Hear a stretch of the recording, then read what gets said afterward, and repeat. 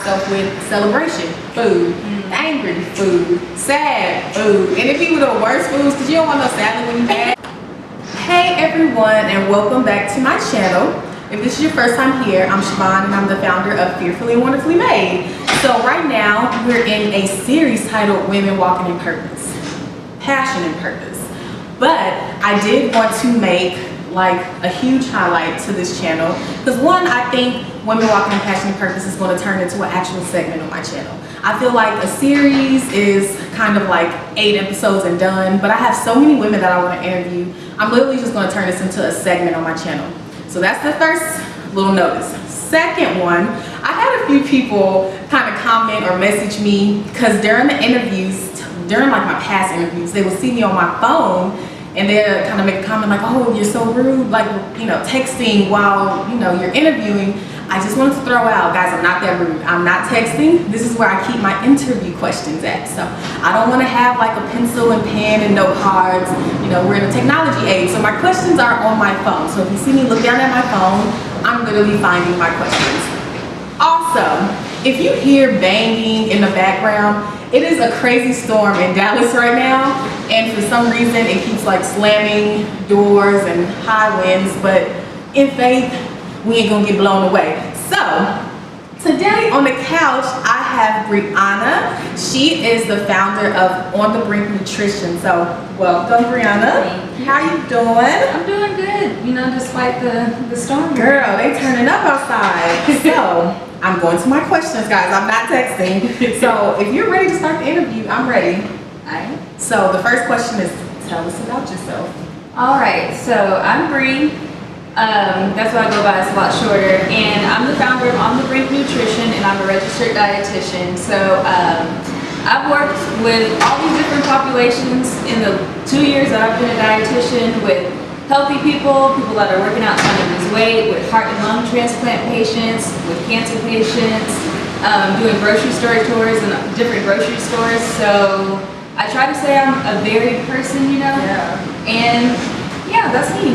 That's so dope. So y'all hit her up if you need just some food, nutrition, how-tos, and how to read labels. This is your girl. So tell us, what is On the Brink Nutrition?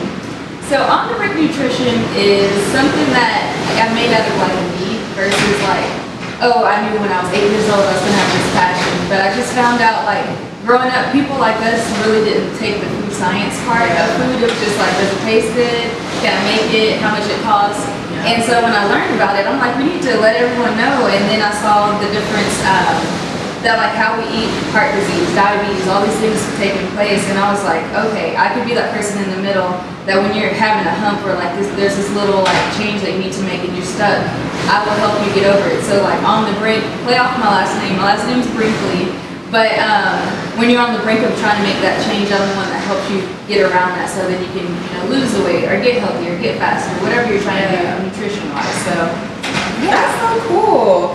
So what inspired you to create On the Brink Nutrition? I know you talked about just how, I guess, in our society we eat for taste rather than just like nutrition, but what else? Was there something else that inspired you On the Brink? I just saw how I can do whatever I want with nutrition, especially in this day and age with like blogging, with trying different restaurants, working with different companies and, you know, testing like the new protein supplements or whatever. And then really just taking that back to clients, taking it back to patients, and really saying, this is good, this is not, this is good, but it tastes horrible, so you still don't want to take it. And just really going from there and just saying, this is my services, this is what I know, and I'm going to help you.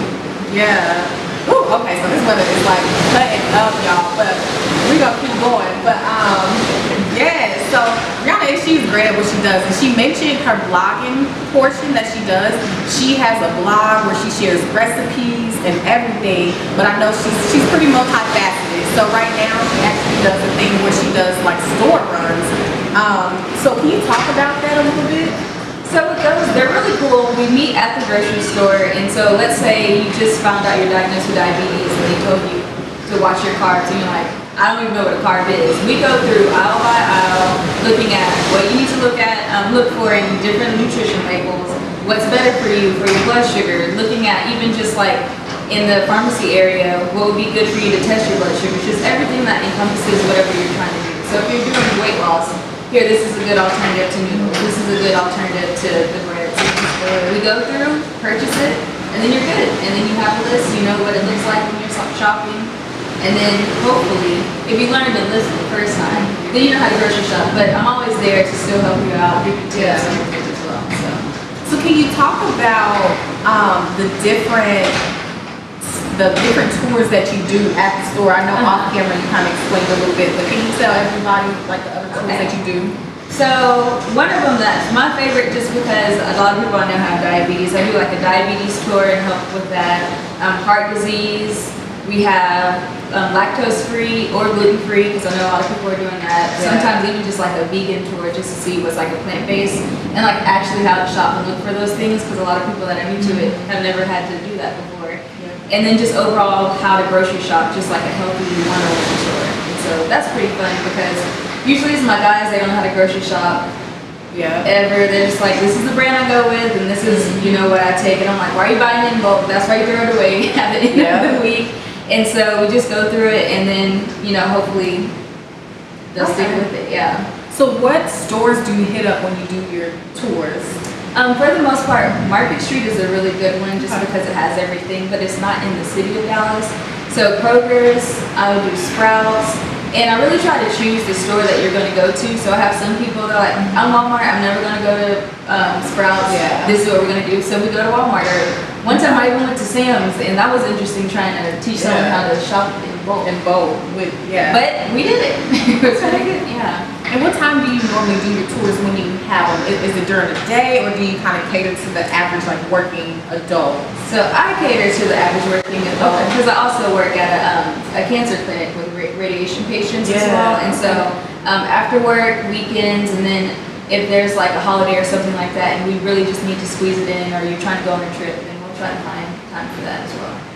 Okay, cool. So can you explain to everyone how being a nutritionist or a dietitian or creating On The Brink Nutrition, like how is that a passion and a purpose for you? So for me, it's like really helping people learn themselves.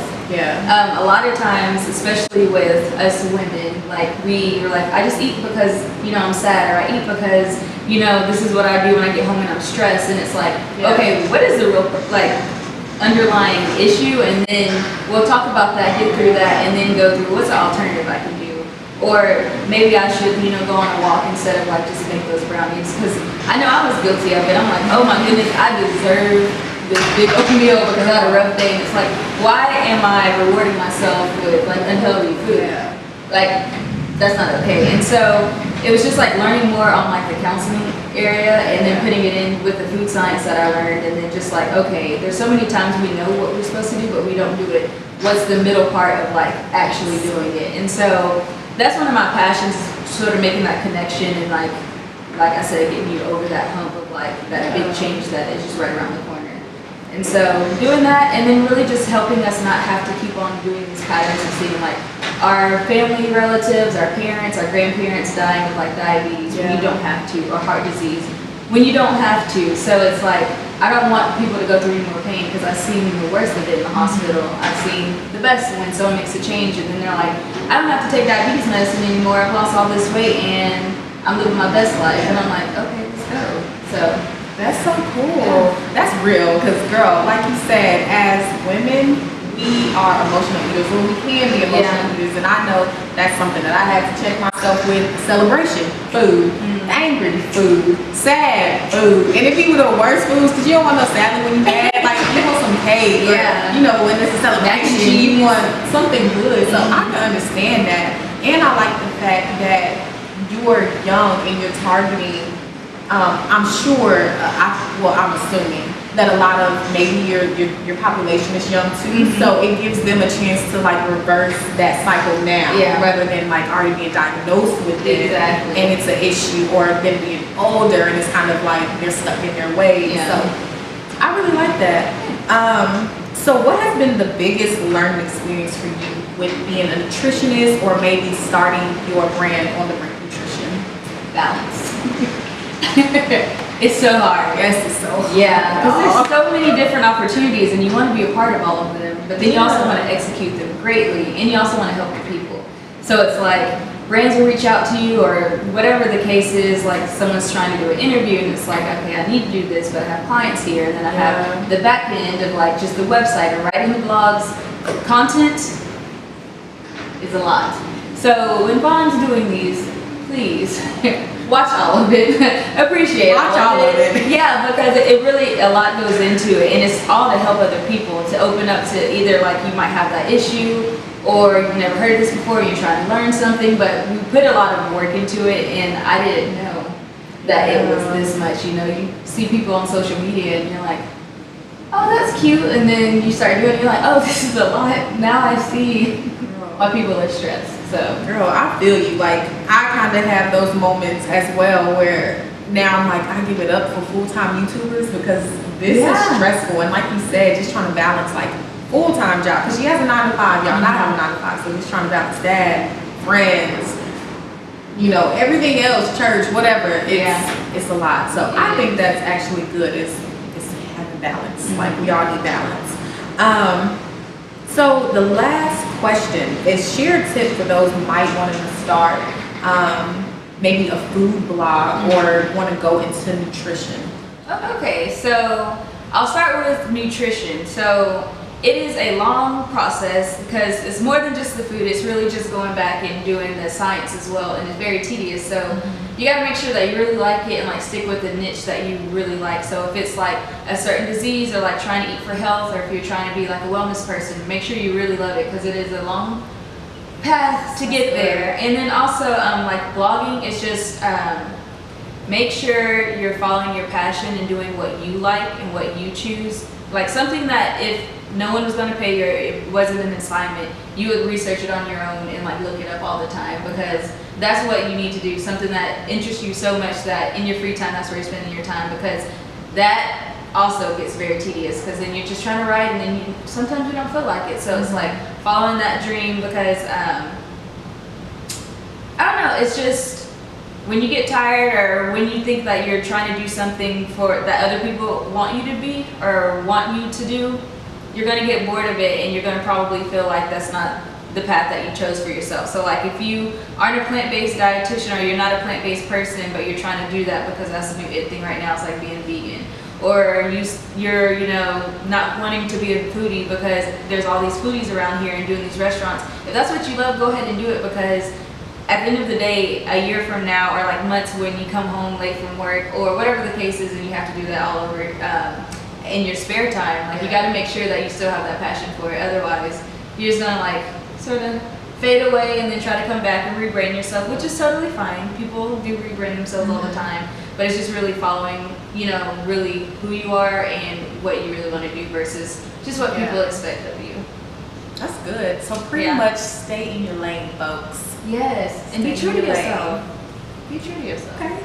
Well, thank you for joining me for this interview. This is actually her second time, y'all, like being on my channel. If you go back to like my first, well, I think on my channel was the third video, but if you go back to that third video, she was in the health and wellness panel, and she dropped some great tips. So she knows what she's talking about. So Brianna, if you wanted to like let everybody know where they can find you, like social media, blog, etc. All right, so my website is onthebrinknutrition.com, and you could go there. That's where my food blog is. And then also if you wanted to do like a nutrition consult or a grocery store tour, or if you wanted public speaking, all of that stuff, you can get that through there. My Instagram is Brianna Brinkley RD, and it's all one word, and you can find me on that. And I have a Facebook as well. Am I that active on Facebook? Not really, but it's there. So if you wanted to follow and like there, you still get some notifications through that page as well. And that's really it.